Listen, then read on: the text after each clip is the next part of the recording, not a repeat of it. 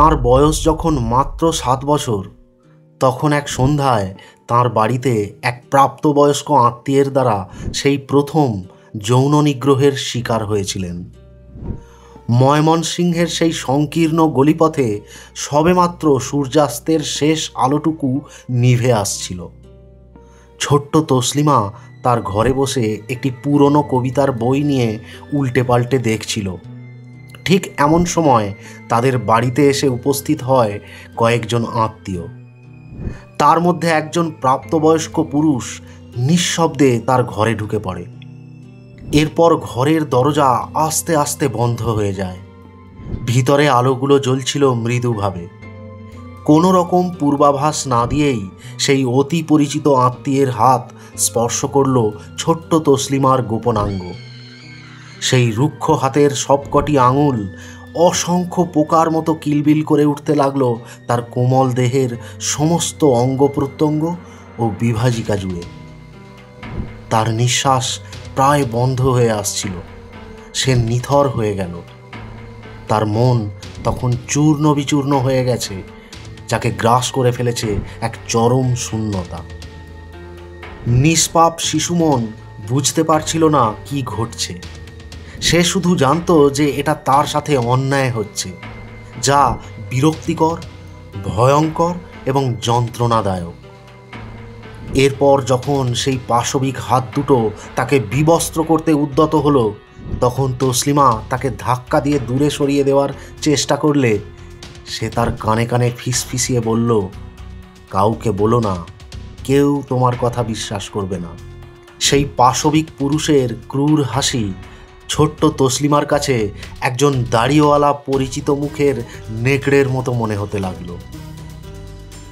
দেহ মনে সদ্য বিকশিত হওয়া বালিকা তসলিমা সেদিন সেই সুকঠোর বর্বর পুরুষের দ্বারা যেভাবে তার বিকৃত যৌন লালসার শিকার হয়েছিলেন, এবং তার সারা শরীর জুড়ে সেই দুর্জন ব্যক্তি যেভাবে এক অদ্ভুত পৈশাচিক যৌন নিগ্রহ চালিয়েছিল, সেই ঘৃণ্য ঘটনার বর্ণনা শুনলে যে কোনো মানুষের গা গুলিয়ে উঠবে। কম্পনরত গলায় তার পরিবারকে সব কথা জানালে কেউ তার কথা বিশ্বাস করেনি।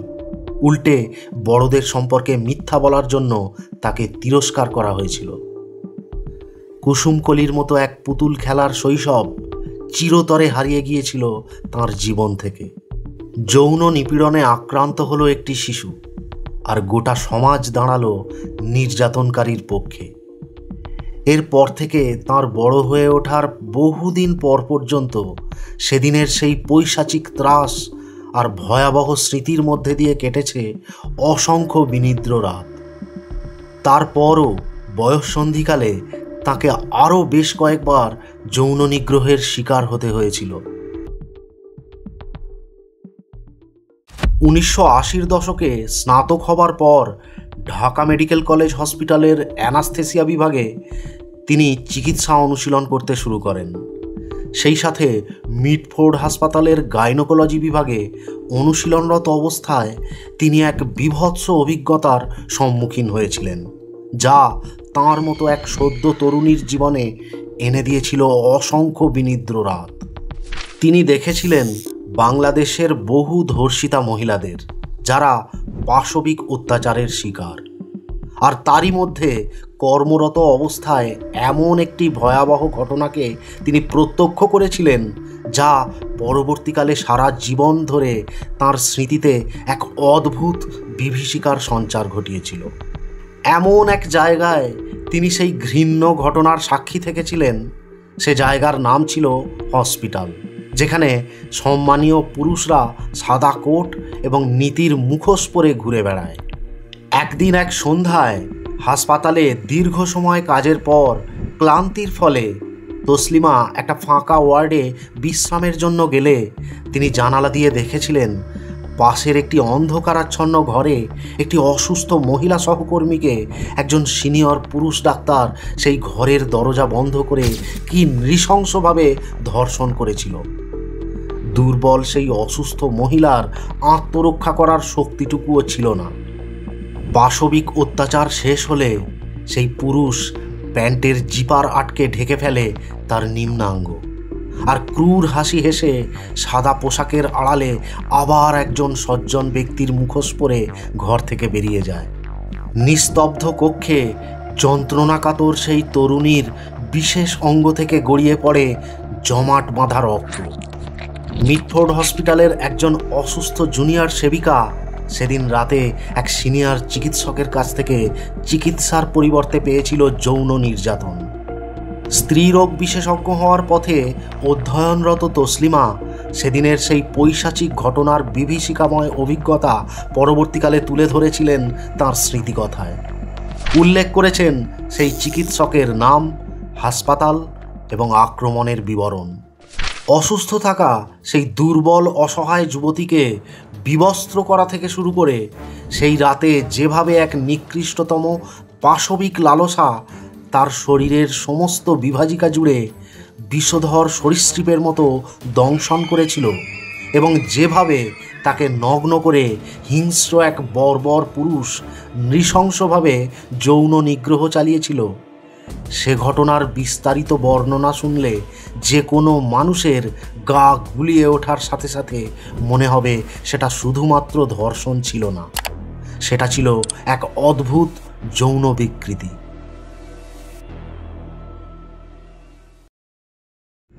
পরাধীন বাংলাদেশের এক অশান্ত সময়ে ধর্মীয় কুসংস্কারে নিমজ্জিত এবং পুরুষতান্ত্রিক অত্যাচারের ভারে অবরুদ্ধ একটি সমাজে উত্থিত ফিনিক্সের মতো জন্মানো তসলিমা নাসরিন হলেন বিংশ শতাব্দীর একজন প্রখ্যাত লেখিকা, একজন আদ্যপান্ত ফেমিনিস্ট, সোশ্যাল অ্যাক্টিভিস্ট এবং অদম্য এক বিদ্রোহী। 1962 সালের 25শে অগস্ট তৎকালীন পূর্ব পাকিস্তানের ময়মনসিং জেলায় ডক্টর রজব আলী এবং এদুল আরা নামের এক বাঙালি মুসলিম দম্পতির পরিবারে জন্মগ্রহণ করেন তসলিমা নাসরিন। তার পিতা ডক্টর রজব আলী ছিলেন একজন চিকিৎসক এবং ময়মনসিং মেডিকেল কলেজের প্রফেসর। 1976 সালে উচ্চ মাধ্যমিক এবং 1978 সালে এইচএসসি পাস করার পর তসলিমা ঢাকা বিশ্ববিদ্যালয়ের অন্তর্ভুক্ত ময়মনসিং মেডিকেল কলেজে মেডিসিন অধ্যয়ন করেন এবং 1984 সালে এমবিবিএস ডিগ্রি নিয়ে স্নাতক হন। কলেজে তিনি সেজুতি নামের একটি পত্রিকায় কবিতা লেখা শুরু করেন এবং সেই পত্রিকার সম্পাদনাও করতেন। তসলিমার সাহিত্য জীবন শুরু হয়েছিল মাত্র 13 বছর বয়সে কবিতা লেখার মাধ্যমে। 1982 থেকে 1993 সালের মধ্যে তিনি কবিতার প্রায় হাফ ডজন সংকলন প্রকাশ করেছিলেন, যার মধ্যে বেশিরভাগই ছিল নারী নিপীড়নের বিষয়কে কেন্দ্র করে লেখা। বয়ঃসন্ধিকালে যৌন নিপীড়নের ফলে তার নিজের তিক্ত অভিজ্ঞতা এবং একজন স্ত্রীরোগ বিশেষজ্ঞ হিসাবে কর্মরত অবস্থায় ইসলামে নারীদের প্রতি অশ্লীল আচরণ এবং লাঞ্ছনার উপলব্ধি তাঁকে ধর্মের বিরুদ্ধে লেখার ক্ষেত্রে ব্যাপকভাবে প্রভাবিত করেছিল, যা পরবর্তীকালে তাঁর একের পর এক লেখনীতে প্রতিফলিত হয়েছিল।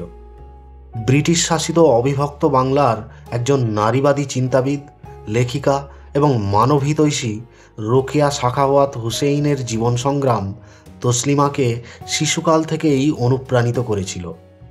পরে বিখ্যাত ব্রিটিশ লেখিকা ভার্জিনিয়া উলফ এবং প্রখ্যাত ফরাসি ঔপন্যাসিক ও দার্শনিক সাইমন দে বিউভারের লেখা তাকে চরমভাবে উদ্বুদ্ধ করেছিল। 1980 দশকের শেষের দিকে তিনি গদ্য লেখা শুরু করেন। তাঁর লেখাকে মূলত দুটি সংযুক্ত উপাদান দ্বারা চিহ্নিত করা হয়েছে: স্থানীয় ধর্মীয় সংস্কৃতির সাথে তাঁর সংগ্রাম এবং তাঁর নারীবাদী দর্শন। সে সময়ের উন্মত্ত ধর্মান্ধতার আঙ্গিকে 1993 সালে লেখা তাঁর অগ্নিগর্ভ উপন্যাস লজ্জা সাড়া ফেলে দেয় বাংলাদেশের সাথে সাথে দক্ষিণ এশিয়ার বেশ কয়েকটি দেশে, যা ছিল তৎকালীন কুসংস্কারাচ্ছন্ন বাংলাদেশের সামাজিক ব্যাধির আড়ালে লুকিয়ে থাকা রূঢ় বাস্তবতার এক নগ্ন দর্পণ। তাঁর সেই প্রামাণ্য উপন্যাস প্রকাশের আগে তিনি প্রবন্ধের 3টি সংকলন এবং 4টি উপন্যাস তৈরি করেছিলেন, যেখানে কিছু ধর্মান্ধ মুসলিমের একটি হিন্দু পরিবারের উপর আক্রমণ এবং তাদের দেশ ছাড়তে বাধ্য করার নারকীয় ঘটনার বর্ণনা তিনি তুলে ধরেছিলেন। ফলে ঢাকা শহরে তাঁর বাসায় অপ্রত্যাশিতভাবে একদিন পুলিশ এসে উপস্থিত হয়। কিন্তু ইসলামের সমালোচনা এবং নারীর সমতা দাবি করার জন্য পরে বেশ কয়েকবার শারীরিক আক্রমণের শিকার হতে হয়েছিল তাঁকে। তার গ্রেপ্তারির দাবি নিয়ে সে সময় রাস্তায় নেমে আসে লক্ষ লক্ষ মানুষ। এমনকি একটি উগ্র মৌলবাদী সংগঠন তাঁর ফাঁসির জন্য আওয়াজ তোলে। এর কিছুদিন পর 1994 সালের মে মাসে দ্য স্টেটসম্যানের কলকাতা সংস্করণে তাঁর সাক্ষাৎকার নেওয়ার সময় তিনি ইসলাম ধর্মের শরিয়া আইন বিলুপ্ত করার জন্য আহ্বান জানান। সাথে সাথেই বিক্ষোভের আগুন ছড়িয়ে পড়ে গোটা বাংলাদেশ জুড়ে। কয়েক লক্ষ বিক্ষোভকারী তাঁকে ইসলামকে বদনাম করার জন্য সাম্রাজ্যবাদী শক্তি দ্বারা নিযুক্ত একজন ধর্মত্যাগী বলে অভিহিত করেছিল। তাঁকে মৃত্যুদণ্ড না দিলে রাজধানীতে হাজার হাজার বিষাক্ত সাপ ছেড়ে দেওয়ার হুমকি দিয়েছিল একটি ইসলামী মৌলবাদী গোষ্ঠীর সদস্য।